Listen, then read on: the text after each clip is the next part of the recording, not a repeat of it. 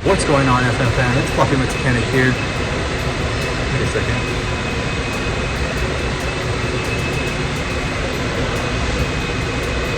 Just kidding, it's Budget Mechanic here. Today we got a 2015 Nissan Frontier. Was a used car, got a bunch of upsells on it. Going to be doing front struts, front brake pads and rotors, rear brake pads and rotors, wiper blades, engine air filter, and then replacing the spare tire on this vehicle here today. Alright, first thing we're going to start off with is just doing the wiper blades, flipping these to the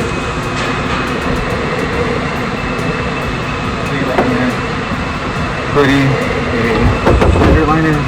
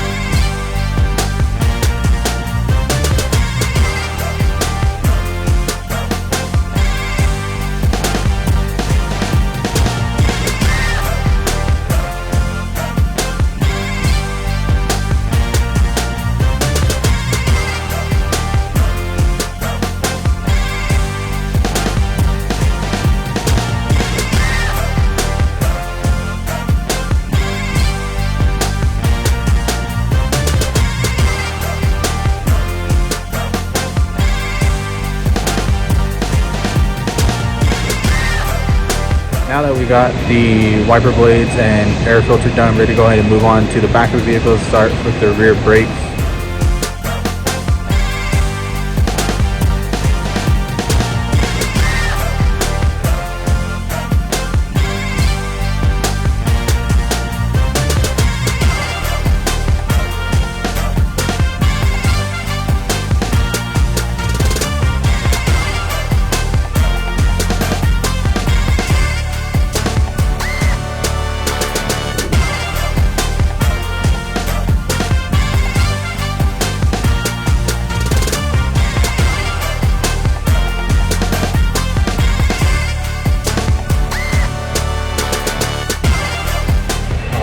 So now we're trying to get to the point where we can install these new brake pads.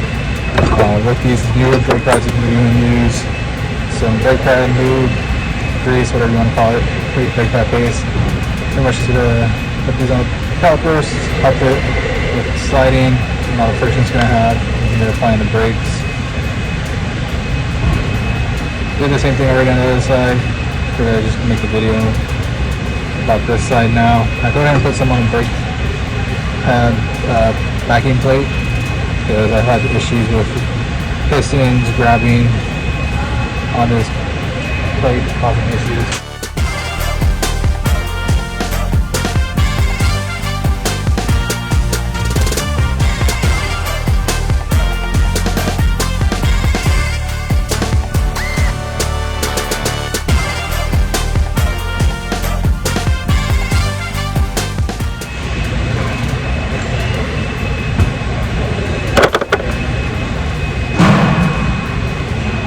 I know some people usually put a grease or paste on the brake pad itself. I preferably don't. It's just a preference issue, really. Sometimes people say it helps, keep the brake pad from squealing even when you do put new brakes on. But I've never had issues just applying brake paste to the whole pad itself, besides the actual surface area here.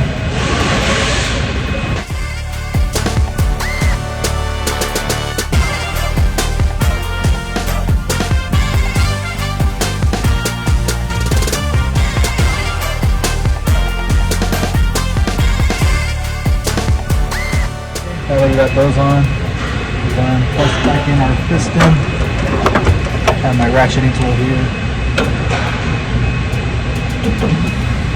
I went ahead and reduced all the fluid in the master cylinder, just sucked it all out, just so like I have enough space, and I push these pistons back in. because when you do push in the pistons on the caliper, it does send the fluid back up to the reservoir. So we can push that back into the fluid in these calipers once we go back together, so that way we could fit it over our new piston, our caliper, our pads.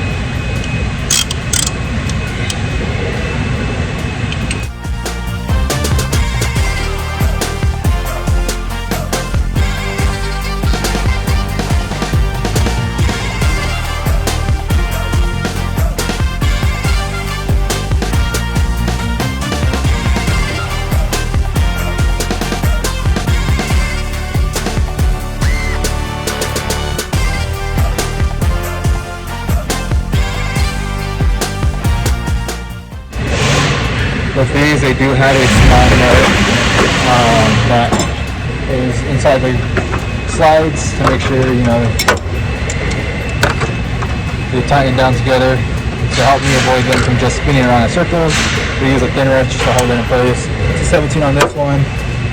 If you're curious, these are Husky thin wrenches, but on Home Depot, pretty cheap. So,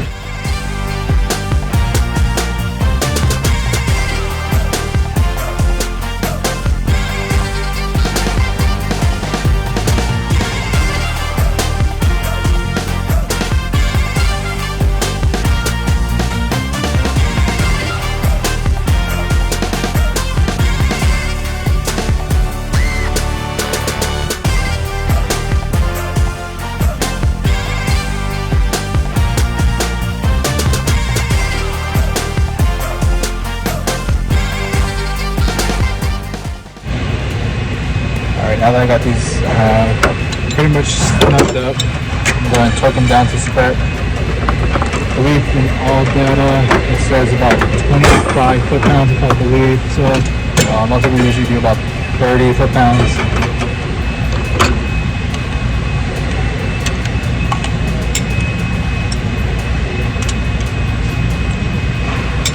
There's a torque wrench here, digital torque wrench. This is an AC Velcro one. Usually use this just when I'm doing stuff like brake pads, calipers. Something I don't need so much leverage on the torque wrench. I do have another torque wrench that I use for when I'm doing wheels.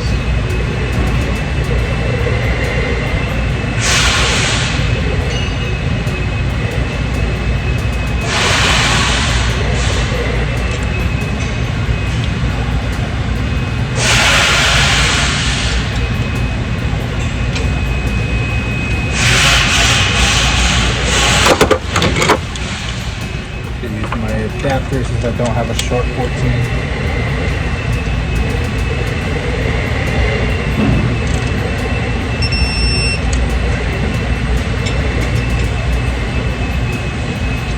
Rear brake pads are done and rotors are done in the rear, so we're going to go ahead and move up to the front and we're going to start on doing the front pads, front rotors, as well as the struts.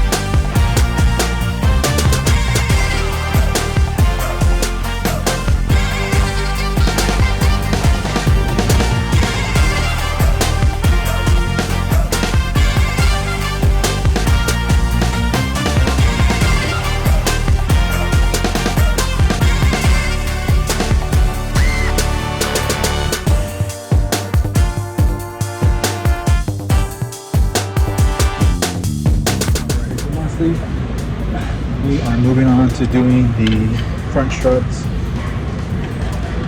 So got one bolt on the bottom, 19. Top bolts 13s. Went ahead and removed the sway bar and pushed it out of the way.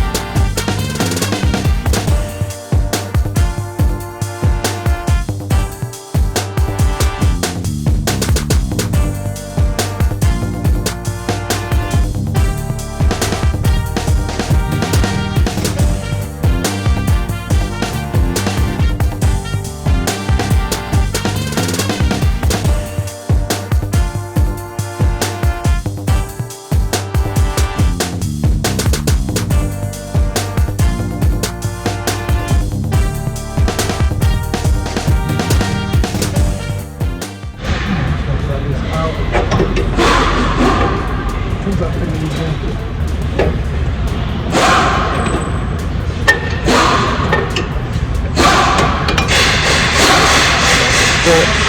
you guys see, it's covered in dirt and stuff. That's all from the hydraulic fluid leaking out. So we're gonna go ahead and swap all this stuff, everything over to a new strut, and we'll get it started. We got ahead and got both struts rebuilt. Right now we're just going to put these back in the car. Already got the driver's side done.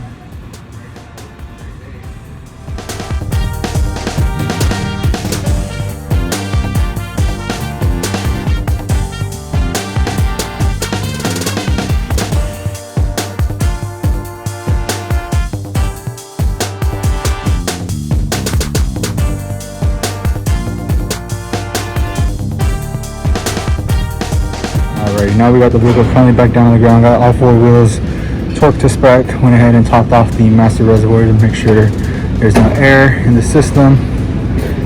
Next we got is just an alignment.